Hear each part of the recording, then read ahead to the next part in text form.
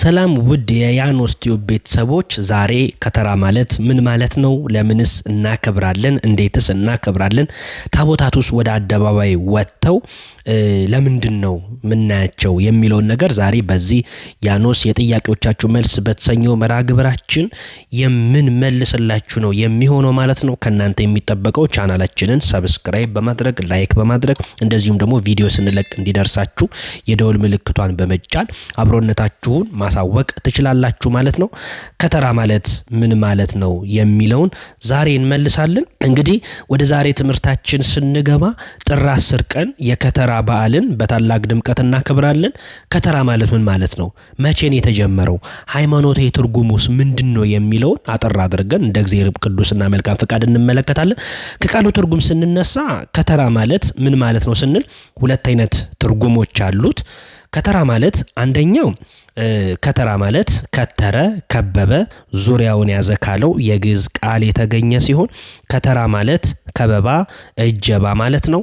ይሄውም ደግሞ ታቦተ ሕጉ በጳጳሳት፣ በሊቃውንት፣ በቀሳውስት፣ በዲያቆናት እንዲሁም ደግሞ በምዕመናን ታጅቦ መጓዙን የሚያመላክት ገላጭ ቃል ነው ማለት ነው። በሌላ በኩል ደግሞ ከተራ ማለት ከተረ፣ ሰበሰበ፣ አጠረ ካለው የግዕዝ ቃል የወጣ ሲሆን ይሄውም ደግሞ ምዕመኑ ወራጅ ውሃ ሰብስቦ ወይም ደግሞ ገድቦ በየሰበካው ቦታ ተለይቶና ተከልሎ ታቦታቱ በዳስ ወይም በድንኳን የሚያድሩበት የተለያዩ የውሃ አካላት ተጠርገው የሚከተሩበት ስለሆነ ነው ማለት ነው ይህ ስያሜ የተሰጠው። ይህ ስፍራ ደግሞ ባህረ ጥምቀት የታቦት ማደሪያ እየተባለ ይጠራል ማለት ነው። ታዲያ ከተራ ማለት ይሄ ማለት እንደሆነ ካየን የከተራ በዓል አከባበር በሀገራችን በኢትዮጵያ መቼ ነው የተጀመረው? እንዴት ነው የተጀመረው የሚለውን ደግሞ እንመልከት። የጥምቀት አከባበር በሀገራችን ኢትዮጵያ ታቦት ተሸክሞ ወንዝ ወርዶ የክርስቶስን በዓለ ጥምቀት ማክበር የተጀመረው በአባ ሰላማ ከሳቴ ብርሃን ነው።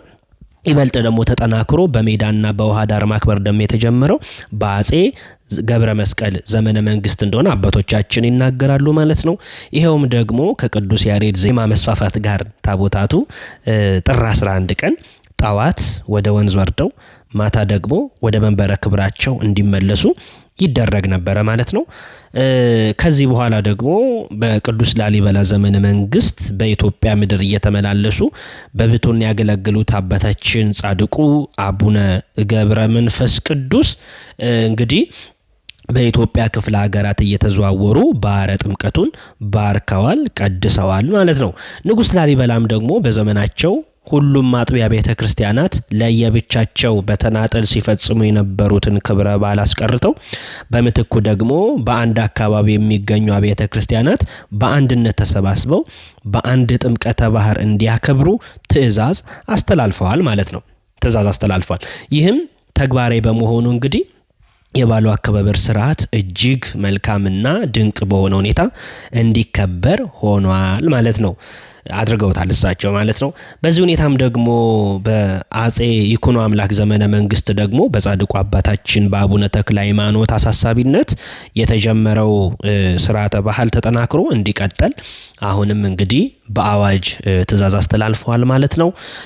በተጨማሪም ደግሞ አጼ ናሁድም የተማሩ ነበሩና በመጽሐፈ ኢያሱ ላይ የአምላካችሁን የእግዚአብሔርን የቃል ኪዳኑን ታቦት ሌዋውያን ካህናት ተሸክሙ ባያችሁ ጊዜ ከሰፈራችሁ ተነስታችሁ ተከተሉት ተብሎ በኢያሱ 3:3 ላይ የተጻፈውን ቃል እንግዲህ ንጉሱ ጠንቅቀው የሚያውቁ ስለሆኑ አንደኛውን ይሄንን በዓል ማንኛውም ኦርቶዶክሳዊ ታቦተ ሕጉን አጅቦ ወደ ጥምቀት ባህሩ በሚወርድበት ጊዜ ከጥምቀተ ባህር ወደ ቤተ መቅደስ በሚመለስበት ጊዜ አጅበው እየዘመሩ እንዲመለሱ እንግዲህ በአዋጅ ነግረዋል ማለት። ስለዚህ በአዋጁ መሰረት ህዝቡም ወጥቶ ታቦተ ሕጉን በማጀብ በውዳ በልልታ እንዲከበር ተደርጓል ማለት ነው። ስለዚህ በዚህ መልኩ እናከብረዋለን። ሌላው ደግሞ በመንፈሳዊነታቸው የምናቃቸው ደግሞ መጽሐፍትን በመጻፍ ስርዓትን በመደንገግ ደግሞ የሚታወቁት ትልቁ ዕለት የበረከቱት አጼ ዘርዓ ያዕቆብ ደግሞ ታቦታቱ ወደ ወንዝ ወርደው እለቱን እንዳይመለሱ በዚያ ፈንታ ደግሞ በጥምቀት ዋዜማ ጥር 10 ቀን ከሰዓት በኋላ ወደ ባህረ ጥምቀቱ ወርደው እንዲያድሩ አገሩን ደግሞ የባረኩት አባታችን ደግሞ እንግዲህ እንዳይመለሱ በሄዱበት ይሄ ባረኩትን መሬት ማለት ነው እንዳይመለሱበት አውጀዋል ማለት ነው። በፊት የቃል ኪዳን ታቦት ጥር 11 ቀን ወጥቶ እለቱኑ ነበረ ጥምቀቱ ባህር ደርሶ የሚመለሰው። ከዛ በኋላ ግን በአጼ ዘርዓ ያዕቆብ ዘመነ መንግስት ማለት ነው ጥር 10 ቀን ወደ ጥምቀተ ባህሩ ሄዶ ከዛም ማድሮ ደግሞ ከዚያም በኋላ በነጋቱ እንዲመለስ በ11 አውጀዋል ማለት ነው። እሱም ደግሞ በሄዱበት እንዳይመለሱ ስርዓት ሰርተዋል። ይሄ ስለምንድን ነው የሚለውን እንመለከታለን ማለት ነው። እንግዲህ ታቦታቱ በወጣበት ቦታ እንዳይመለስ የተሰራው ስርዓት ምንድነው ስንል ይህ ብዙ ሚስጥር አለው። ዝም ተብሎ ብቻ ሊቃውንት አባቶቻችን በዚህ ጋር መሄድ አለበት ምናምን ብሎ አይደለም ይሄንን ስርዓት የሰሩት ወይ ነው ደስ ስላላቸው አይደለም የሰሩት። መጽሐፍ ቅዱስን መሰረት አድርገው ነው አባቶቻችን። በዛው ሁኔታ ውስጥ ደግሞ እኛ የምንማረው የምንገነዘበው የመጽሐፍ ቅዱስን ቃል እንዳለ እንድናውቅ ነው ማለት ነው። ይህ ደግሞ ሚስጥሩ ምንድነው ስንል ምድር በኪደተ እግሩ የተቀደሰች እንዳለ ሊቁ ያልተባረከ መሬት እንዲባረክ ያልተባረከ መሬት ምን እንዲባረክ በሄደበት እንዳይመለስ አድርገዋል ማለት ነው። ዳግመኛም ደግሞ እንግዲህ ያላየው እያየ ያልሰማው እየሰማ ስርዓቱን አይቶ እንዲያምን ሃይማኖቱ እንዲስፋፋ እንግዲህ በሄደበት እንዳይሄድ ብለው አዋጅ አውጀዋል ማለት ነው። ሌላው ደግሞ ነቢያት በወጡበት እንዳይመለሱ ስርዓት ነበርና የዚያ ምሳሌ ነው። ነቢያት በሄዱበት ሞዳ በዚያው ሄዶ ወንጌልን ሲያስተምሩ ሄዶ ከዚያ አድረው በዛው እንዳይመለሱ ስርዓት ነበረ። በሌላ በኩል ደግሞ እያስተማሩ እንዲመለሱ ማለት ነው። ሌላው ምሳሌ ደግሞ ምንድነው ስንል ሰብአ ሰገል ጌታን ካገኙ በኋላ በመጡበት አልተመለሱም። አንድም ደግሞ የዚህ ምሳሌ ነው ማለት ነው። የቃል ኪዳኑ ታቦት በሄደበት የማይመለሰው ማለት ነው። ታዲያ ታቦታቱ በሕዝብ ጥበቃና እንክብካቤ ተደርጎላቸው በየጥምቀተ ባህሩ እንዲያድሩ ተደርጓል ተወስኗል ማለት ነው። ታዲያ አከባበሩ ከጊዜ ወደ ጊዜ እየሰፋ በደንብ እየተሻሻለ ወደ ብሔራዊነት ደረጃ አድጓል ማለት ነው። ታቦተ ሕጉን ታዲያ በሆታና በእልልታ ከቤተ መቅደስ አጅቦ ካወጣ በኋላ በባህረ ጥምቀቱ ከትሞ በዚያው ማደር ጀመረ። ሊቃውንተ ቤተክርስቲያንም ታዲያ ደግሞ ለበዓሉ የሚስማማውን ቃለ እግዚአብሔር እያደረሱ በዚያ ያድሩ ጀመረ። የቃል ኪዳኑ ታቦት ይዞ አክብሮ ወደ ሕዝብ መውረድ በብሉይ ኪዳን የነበረ ስርዓት ነው። አዲስ የተፈለሰፈ አይደለም ወይ አዲስ የመጣ አይደለም።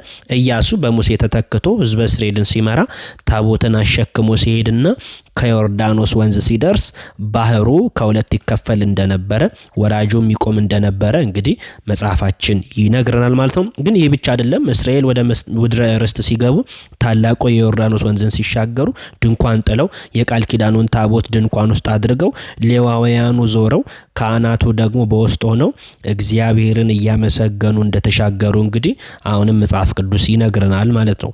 ዛሬም ታዲያ እንደ ዮርዳኖስ ከድህነት ወደ ብልጽግና ከደዌ ወደ ጤና ከክህደት ደግሞ ወደ ሃይማኖት ከድንቁርና ደግሞ ወደ እውቀት አላሻገር ያለን ባህር ኃጢአት በቃል ኪዳኑ ታቦት አማካኝነት እንግዲህ በጥምቀቱ በረከት ያደርቅልናል ብለን አምነን ይሄንን ስርዓት እናከናውናለን ማለት ነው። ኢያሱ ምዕራፍ 1 ላይ እስከ ምዕራፍ 3 ስታነቡ ይሄንን ሐሳብ ታገኛላችሁ ማለት ነው።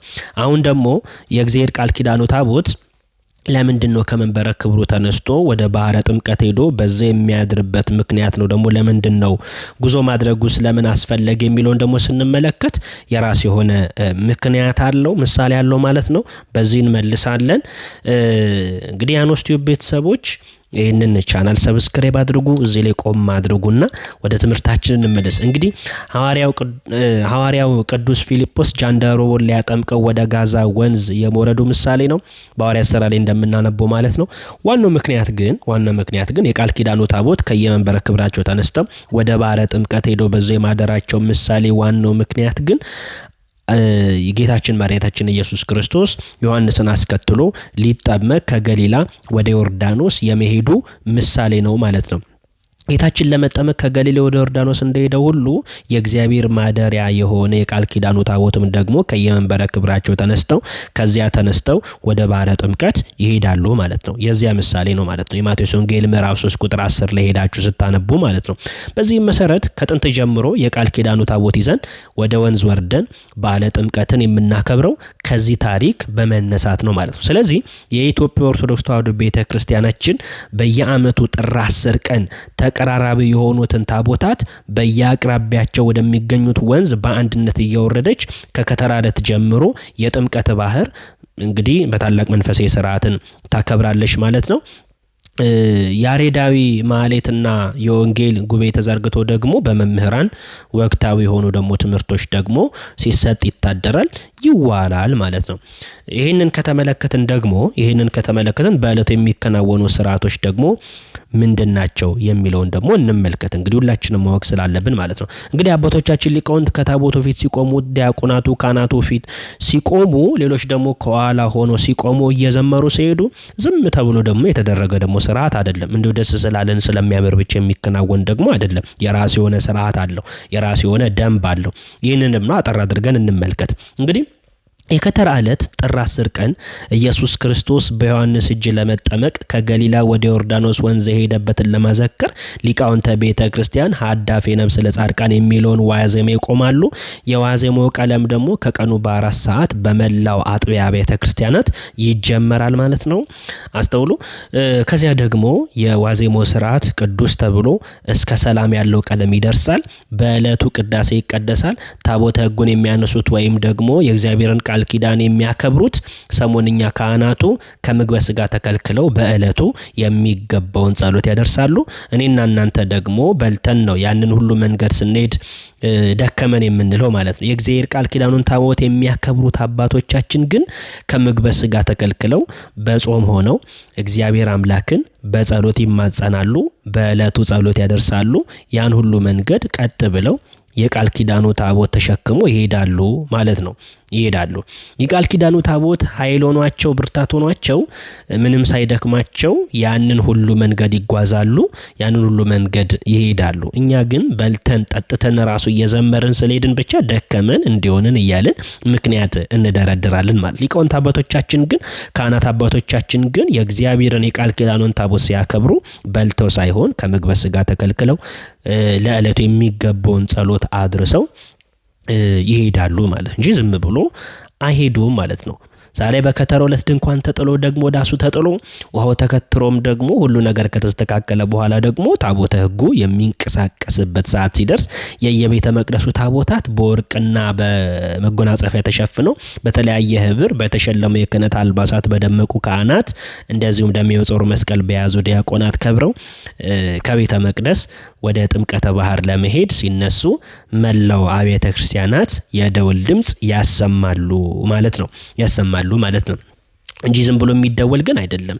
ለኛ ለማናን የተደወለው ያን የደውል ድምጽ ስንሰማው ሁላችንም የእግዚአብሔር የቃል ኪዳን ታቦት ወደ ባለ ጥምቀቱ ለመሄድ መነሳቱን ነው። ሁላችንም ወደ ቤተክርስቲያን እንድንመጣ እንድንሰበሰብ ምእመናን ከልጅ እስከ አዋቂ በአጸደ ቤተክርስቲያንና ታቦታቱ በሚያልፉበት መንገዶች ላይ በጥምቀት ያልሆነ ቀሚስ ይበጣጠስ እንደምንል ያማረ ልብሳችን ለብሰን በዓሉን እናደምቃለን ማለት ነው። እኛ ምእመናኖች ደግሞ ታዲያ ታቦቱ ከመንበረ ክብሩ ሲነሳ ዮም ፍስሐ ኮነ ተብሎ ከተጸነጸለ በኋላ ታቦቱ ወጥቶ ወደ ወረደ ወልድም ሰማያት በሊቃውንቱ ይዘመራል። የወርቅ ካባን የለበሱ ቀሳውስት ደግሞ ጥላ የያዙ መነኮሳት ደግሞ ከታቦቱ ጎን ቆመው እንግዲህ ያከብራሉ ማለት ነው። መስቀልና ጽና የያዙ ሊቃውንት አባቶች ደግሞ ከታቦቱ ፊት ይሄዳሉ። እንደ ቀሳውስት ደግሞ ተመሳሳይ ልብስ ተክነው የለበሱ ዲያቆናት፣ ጥላ የያዙ ዲያቆናት፣ መስቀልና ቃጭል የያዙ ዲያቆናት ቃጭላቸውን እያቃጨሉ ከቀሳውስቱ ፊት በመሆን ያጅቧቸዋል ማለት ነው። ይሄ ደግሞ ስርዓት ነው። ይሄ ደግሞ ቀኖና ነው ማለት ነው። ከነዚህ ሌላ ደግሞ ካባ ላንቃ ጥንድ ድርብ የለበሱ መዘምራን የብር ናስ መቋሚያ ጸናጽል ይዘው ወረደ ወልድ የሚለውን አመላለስ ዝማሬ እየዘመሩ ዲያቆናቱን ቀድመው ይሄዳሉ ማለት ነው። ይህም ደግሞ ስርዓት ነው ማለት ነው።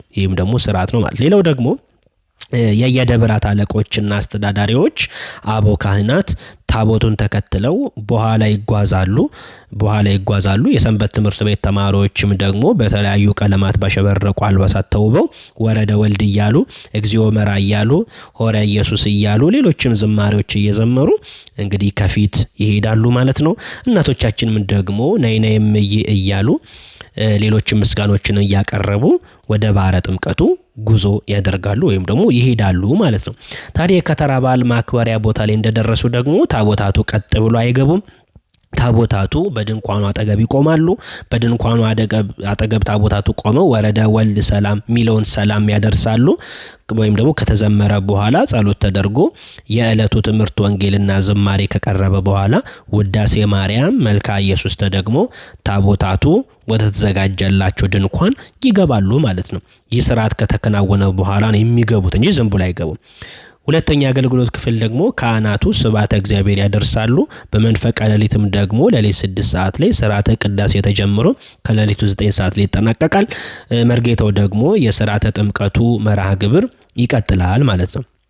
መርጌታው ደግሞ ይቀጥላል ማለት ነው። በእንዲህ ያለ መልኩ እንግዲህ በዓለ ከተራ ይደረጋል ወይም ደግሞ ይከናወናል ማለት ነው። ይህንን ስርዓት ስናከናውን ደግሞ ዝም ብሎ እንዳልሆነ እንግዲህ የየራሱ የሆነ ምሳሌ እንዳለው ልናቅ ያስፈልጋል። አንደኛው ምሳሌነታቸው ስንመለከት የመጀመሪያው በባዘለ ጥምቀት ዋዜማ የታቦታቱ ወንዝ መውረድና የባለ ጥምቀቱ መዘጋጀት የራሱ የሆነ ሃይማኖታዊ ታሪክና ምሳሌ ያለው። የቃል ኪዳኑ ምሳሌ ታቦት አክብሮ መጓዝና ወደ ወንዝ መውረድ ደግሞ የተጀመረው በአሮን ልጅ በአልዓዛር ጊዜ ነው። ኢያሱ በሙሴ ተተክቶ ቅድም እንዳልነው ሕዝበ እስራኤልን እየመራ ዮርዳኖስ ወንዝ ሲደርስ ባህሩ ከሁለት ይከፈልና ወራጁ ይቆም ወይም ደግሞ ይከተር ነበር። እስራኤል ዘሥጋ ደግሞ ወደ ምድረ ርስት ለመግባት የዮርዳኖስ ወንዝን ሲሻገሩ ድንኳን ጥለው የቃል ኪዳኑ ታቦት በድንኳኑ ውስጥ አድርገው ሌዋውያኑ በዙሪያ ሆነው ካህናቱ ደግሞ በውስጥ ሆነው እግዚአብሔርን እያመሰገኑ አድረው በማለዳ ተሻግረዋል ማለት ነው። ይህም ደግሞ ቅድም እንዳልነው ኢያሱ ምዕራፍ 3 ቁጥር 8 ላይ እስከ 9 ያለውን ስትመለከቱ የምናነበውና የምናገኘውናል። ታዲያ ካህናቱ የቃል ኪዳኑን ታቦት አክብረው የወንዙን ዳርቻ በረገጡት ጊዜ እንደ ክረምት ማዕበል ይወርድ የነበረው ውሃ ግራና ቀኝ ተከፍሎ እንደ ግድግዳ ወደ ላይ ቆሟል ማለት ነው። ሕዝቡ ተሻግረው ደግሞ እስከሚያበቃ ድረስ ታቦተ ጽዮንን ያከበሩት ካህን ወንዙ መሃል ይቆሙ ነበረ ማለት ነው። በዚህ መሰረት የካህናት እግሮቻቸው ዮርዳኖስን ውሃ በመርገጣቸው እንደ ጥምቀት ሆኗቸዋል ተብሏል ማለት ነው። በአዲስ ኪዳን ጌታችን ለመሰረተው ስርዓተ ጥምቀት ምሳሌ ሆኖ እንመለከተዋለን። ቤተክርስቲያናችን የጥምቀትን ዋዜማ ከተራ በላይ የጠራችው ከዚህ በመነሳት ነው ማለት ነው። ስለዚህ ይሄንን ካየን በጣም ከበቂ በላይ የሆነ ማብራሪያ ተመልክተናል። ለዛሬ እንግዲህ ይሄንን ከተመለከትንና ይሄንን ካየን በቀጣይ ደግሞ ስለ ጥምቀቱ ደግሞ ስለ ዕለቱ ደግሞ የምናነሳ ይሆናል። እስካሁን አብራችሁን የነበራችሁ ውድ ቤተሰቦቻችን ስለነበረን ጊዜ የአምላካችን የልዑል እግዚአብሔር ስሙ የተመሰገነ ይሁን። ቻናላችንን ሰብስክራይብ በማድረግ ላይክ፣ ኮሜንት፣ ሼር በማድረግ ያላችሁን ነገር ሁሉ ማሳየት ትችላላችሁ። ስለነበረን ጊዜ የአምላካችን የልዑል እግዚአብሔር ስሙ የተመሰገነ ይሁን። ይሄ ያኖስ የጥያቄዎቻችሁ መልስ የተሰኘ መርሃ ግብራችን ነው። ሰላም ቆዩልኝ።